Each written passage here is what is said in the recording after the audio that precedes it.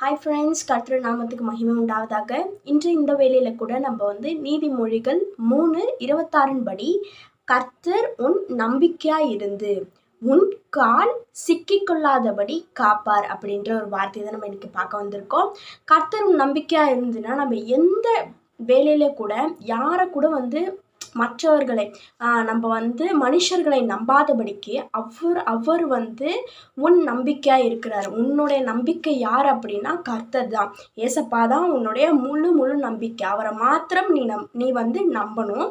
உன் கால் சிக்கி கொள்ளாதபடி எந்த பிரச்சனையிலையும் எந்த ஒரு கஷ்டமான சூழ்நிலையும் உன்னை சிக்கி கொள்ளாதபடி, அது சரியான காரியமாக இருந்துச்சுன்னா உன்னை சிக்கி கொள்ளாதபடி அவர் காப்பார். அது தவறான காரியமாக இருந்ததுன்னா நீ தான் அவர்கிட்ட மன்னிப்பு கேட்கணும். இதுதான் இன்றைய வார்த்தையோடைய நேரம். நீதிமொழிகள் 3:26 படி கர்த்தர் உன் நம்பிக்கையாக இருந்து உன் கால் சிக்கிக்கொள்ளாதபடி காப்பார். ஆமென்.